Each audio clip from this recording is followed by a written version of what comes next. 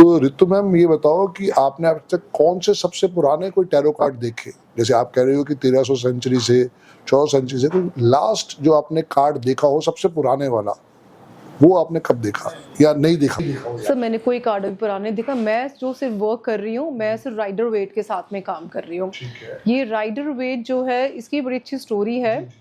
क्योंकि rider wait जो publish हुआ था या हम लोग के हाथ में आया वो 1909 में आया था। ये वाले कार्ड्स, ये कार्ड्स हमें लगता है कार्ड ही तो है, ठीक है, खरीद लिए हम लोगों ने। हाँ, दैट्स अ गुड क्वेश्चन। आप देखो तो ये 78 कार्ड्स हैं यहाँ पे।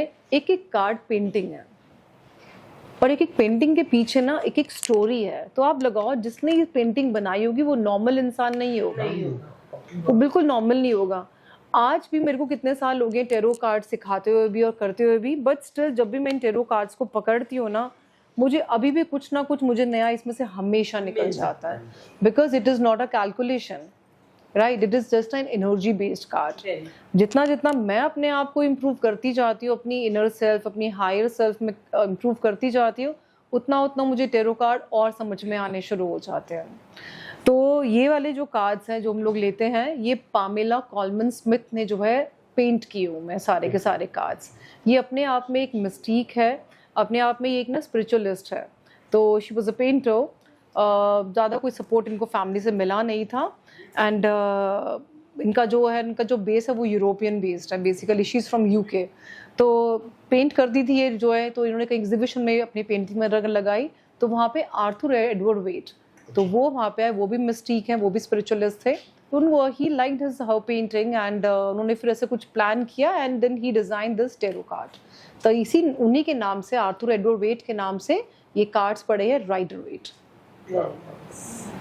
और यहाँ पे अगर हम इन टैरो कार्ड्स में देखें ना, तो हर एक कार्ड में ना यहाँ पे एक हमें ऐसे कुछ जिगजैग का साइन सबको दिखाई पड़ता है, राइट, ये सबको आपको भी दिखता होगा।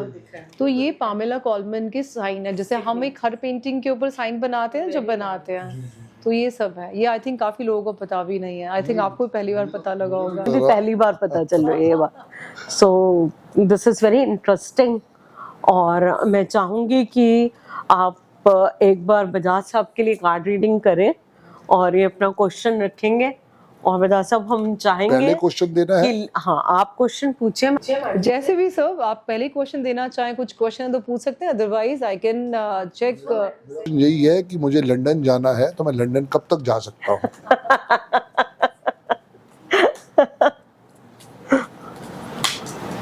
The sitting is for Sandeep sir.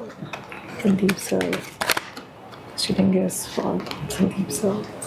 Sandeep sir के हमें लंदन जाते हुए कब तक दिख रहे हैं? क्या संदीप सर हमें 2025 में लंदन जाते हुए दिख रहे हैं? ये जो कार्ड निकालते हैं ये आप ही निकालते हैं या मुझे निकालने चाहिए? एक मिनट सर, अभी आपके क्वेश्चन का भी आंसर देती हूँ। सर मेरे को आप ना सर 2026 में मुझे आप जाते हुए 2026 में, ठीक है। Very good. 2025 में ना शायद से आप अपने इन्हीं चक्रों में लगे रहोगे, कुछ वीज़ा के, कहीं ऑफिस के, कहीं इन सब चीज़ों के चक्रों में थोड़ा सा लगे रहोगे। 2026 में आप जो है लंदन आप डेफिनेटली चले जाओगे, जो मुझे दिख रहा है। रही बात आपका जो से हाँ, दूसरा बता देती हूँ, आपका जो ये ट्रिप होगा ये बहुत अच्छा होगा। और जो भी हम लोग डिस्कस कर रहे थे पॉडकास्ट से पहले कि आप स्कॉटलैंड जाओ, यहाँ जाओ, आप 100% जाओगे। लैंडस्केप दिख रहे हैं बहुत सारे, और ये लैंडस्केप आप जाएंगे या बजाज साहब अकेले ही चले जाएंगे? जाओगे और डेफिनेटली जाओगे, क्योंकि ये जाओगे, लैंडस्केप वहीं पे ही है बहुत सारे।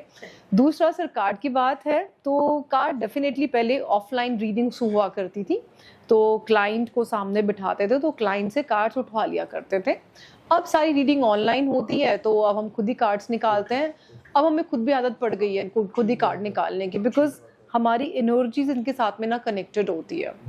अगर हमें कोई अपने भी कार्ड दे ना, वैसे कभी ऐसा होता ही नहीं है, क्योंकि सब अपने अपने घरों में रीडिंग कर रहे होते हैं, हम लोग बैठ के, क्योंकि घर से हम लोग काम करते हैं अपना। तो अगर कोई हमें अपने कार्ड भी दे तो वो रीडिंग इतनी एक्यूरेट नहीं आ पाती, बिकॉज उनके कार्ड्स उनके साथ में कनेक्टेड होते हैं। कर्मा आपका ऑरा जो है इनसे सिंक हो गया है, तो अब आप जो उसके ऊपर देते हो वो उसी के बहुत बेस्ट आंसर मिल पाता है आपके लिए। बिल्कुल ऐसा, तो ये होता है ऐसा। नेक्स्ट क्वेश्चन, मैंने अपना ऑफिस खोलना है, तो मैं कब तक उस ऑफिस को ओपन करूं? ओपन करूं या ओपन कर सकता हूँ? वो ऑफिस हम कब तक ओपन अपना स्टार्ट कर ले सकते तो लिया है, अब थोड़ा रेनोवेशन होना है, तो मैं उसको अगस्त में ओपन करूं या अक्टूबर में ओपन करूं या दिसंबर में ओपन करूं? संदीप सर का जो ऑफिस है, संदीप सर इसको अगस्त में ओपन कर लें तो बेटर है क्या, या अक्टूबर में ओपन करें? या सर आपने तीसरा ऑप्शन क्या बताया मुझे? दिसंबर में ना? हाँ, अगस्त या अक्टूबर या दिसंबर। अगस्त, अक्टूबर या दिसंबर। सर दिसंबर में तो नहीं आता, आप उसको अगस्त में स्टार्ट कर लो या फिर आप उसको अक्टूबर में स्टार्ट कर लो। अक्टूबर में करें तो बेटर है। मेरे को भी सर अक्टूबर लग रहा था, बिकॉज अक्टूबर में हमारे पास में एस ऑफ वैंड का कार्ड आया। Wand is again for career, S है मतलब न्यू बिगनिंग को दिखाता है, तो मतलब बहुत ही एनर्जी के साथ में आपको जो है वो स्टार्ट हो। ठीक एंड है, do will be having a financial stability in that office? 100% होगी, उसमें तो कोई मतलब ही नहीं है कि नहीं होगा, बिकॉज हमें कार्ड में देखो ना ग्रोथ दिख रही है, हमें यहाँ पे लीव्स दिख रही है। तो लीव्स कब आती है किसी भी प्लांट में? जब हम कहते हैं ना अरे यार ये उगना शुरू हो गया है ना, यू नो, तो वो होगा आपके साथ में सर। श्योर हो जाए कि Yes. अक्टूबर से करो। और सर मुझे नहीं पता क्या होगा, बट आप उसके बाद में कहीं ना कहीं कोई लैंड भी परचेज करोगे फिर से आप, एक और land. I am not asking about build up house, land कहीं ना कहीं आप परचेज करोगे थोड़ा सा शहर से दूर जाके, जो यहाँ पे हमें दिख रहा है। वैसे वो पाइपलाइन में है। ठीक है।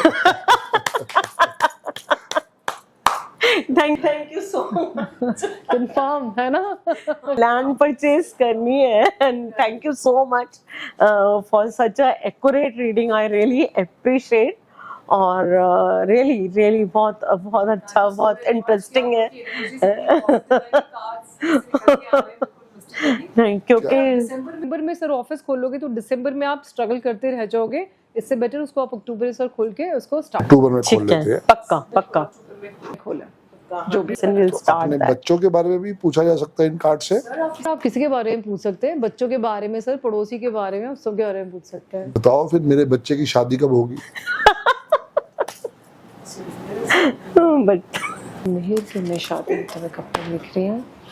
तशरींग फॉर मिहिर, मिहिर की हमें शादी क्या इसी साल 2025 में होते हुए दिख रही है क्या? 2026 में, 2027 में। पहले तो ये बताओ क्या वो करवाना चाहता है? नहीं, he is not interested in his marriage. अभी तो नहीं है। वो अपनी मैरिज में इंटरेस्टेड नहीं है, और इस साल तो अगर आप उसको करोगे तो आपकी लड़ाई वड़ाई हो जाएगी उसके साथ में। अगर इस साल आपने उसको फोर्स भी किया तो नेक्स्ट ईयर उसके फिर भी चांसेस हैं। अगर आप न्यूमरोलॉजी से भी देखो तो मुझे उसकी डेट पर्सनल ईयर 7 आ जाएगा। अभी पर्सनल ईयर 6 है तो उसका टेंशन है। पर आई थिंक 3 के लिए, वो 3 नंबर है ना बच्चा, वो जितना मुझे याद है, तो नेक्स्ट ईयर उसके लिए फिर भी अच्छा है। क्यों? क्योंकि एस ऑफ वैंड अगेन दोबारा से कार्ड उस बच्चे के लिए आया है, तो it is good for marriage as well, because marriage में भी हमें पैशन चाहिए, एनर्जी चाहिए, है ना, खुश रहना चाहिए इंसान को।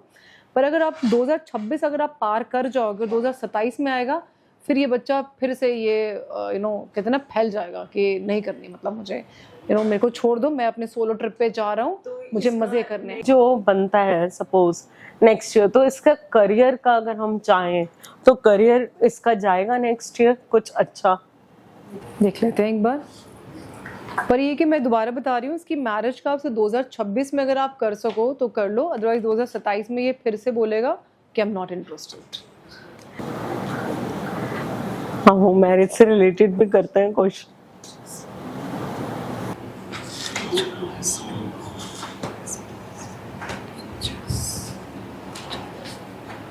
दो 2026 में इसका अगेन करियर का भी अच्छा है, इसको आप थोड़ा सा पुश कुछ करें, या जो भी ये पुश की बात नहीं है, या इसका अगर कुछ इंटरेस्ट है तो कुछ ग्लोबली कुछ करना चाहेगा ये।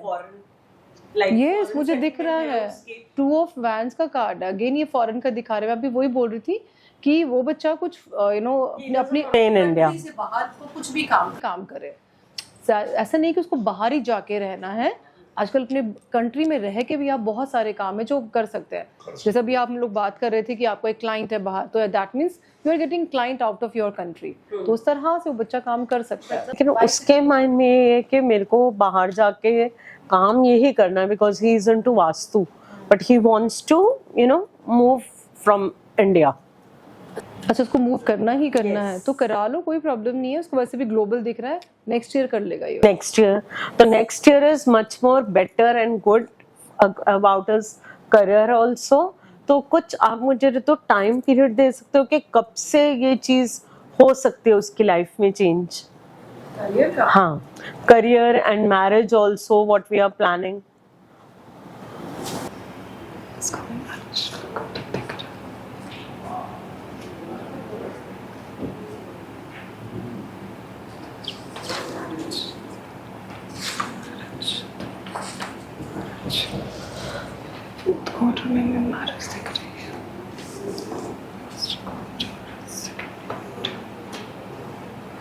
इसकी जो मैरिज है ना कहीं थर्ड क्वार्टर से स्टार्ट होके फोर्थ क्वार्टर तक के बीच में आप इसकी मैरिज करो। फर्स्ट और सेकंड क्वार्टर में तो मतलब नहीं है 2026 के, ठीक है, but third quarter is again good and fourth quarter is also good. मतलब अगर आप इसको थोड़ा सा पुश कर दो ना तो फोर्थ क्वार्टर में तो वैसा हो सकता है, अक्टूबर नवंबर दिसंबर 2026 की बात कर रही हूँ, कि होता नहीं कि लड़की मिली और अरे फटाफट उसको पसंद भी आती है। हमारे मर्जी से करेगा, कोई बात नहीं, मतलब मर्जी आजकल तो वैसे मुझे लगता है अरेंज मैरिज में बच्चों की मर्जी चलती है। हाँ। तो ट्रेंड ही अलग हो गया। हाँ, मतलब ये है कि हमको बहुत ज्यादा भाग दौड़ नहीं करनी पड़ेगी और करियर वाइज भी अच्छा रहेगा नेक्स्ट ईयर इसका। करियर वाइज तो उसका मुझे अच्छा दिख रहा है बच्चे का, और इसका करियर बाहर काम में कम दिख सकता है। फर्स्ट क्वार्टर या सेकंड क्वार्टर, क्वार्टर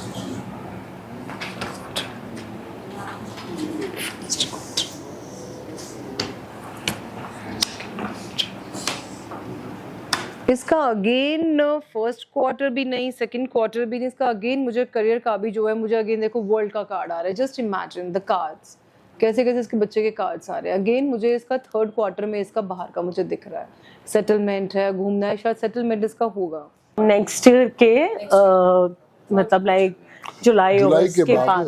बाद 3 महीने में हो जाएगा इसका काम जो भी है। तो जैसे कि मैं देख पा रही हूँ ये जो फर्स्ट कार्ड बता रहा है, तो इसके कुछ क्या पुरानी ऐसे कोई कार्मिक चीजें खत्म होंगी या कुछ न्यू चीजें स्टार्ट होंगी इसकी नेक्स्ट ईयर, कुछ जैसे फर्स्ट कार्ड? इसमें कुछ कार्मिक नहीं दिख रहा है इसमें कहीं भी। मैंने सिर्फ अभी कार्ड जो निकाले हैं वो कार्ड निकाले उसके टाइम पीरियड के हिसाब से कि जो उसके करियर का है तो उसका करियर का कौन से क्वार्टर में उसका अच्छा रहेगा। So it is the first quarter, second quarter, third quarter and fourth quarter. तो फर्स्ट क्वार्टर में तो ये हमें बहुत ही मेहनत करता हुआ दिख रहा है and he is not enjoying his life, तो यानी कि सेटलमेंट हमें नहीं दिख रहा है। सेकंड क्वार्टर में कहीं ना कहीं सुपर स्ट्रगल दिख रहा है। अगर बाहर जाने की प्लानिंग करेगा तो ये तो बहुत सुपर स्ट्रगल रहेगा। देयर इज नो पॉइंट कि अगर धक्के मार के चले भी गए, हम कहते हैं कि धक्का मार के चले ही जाओ, तो भी फायदा नहीं है, ये परेशान हो जाएगा। बट जैसे जैसे इसका जुलाई आएगा वैसे वैसे इसकी काम जो है कहते हैं ना मक्खन की तरह बनने स्टार्ट हो जाएंगे, कि अपने आप ही वीज़ा भी फटाफट आ गया, वहाँ पे कुछ अच्छा सा मकान भी मिल गया रहने के लिए, कुछ अच्छे से क्लाइंट्स भी हो गए। मतलब कहते हैं जो जो चाहिए वो अपने आप ही स्मूथनेस आनी स्टार्ट हो जाएगी, तो वो हो जाएगा उसका काम।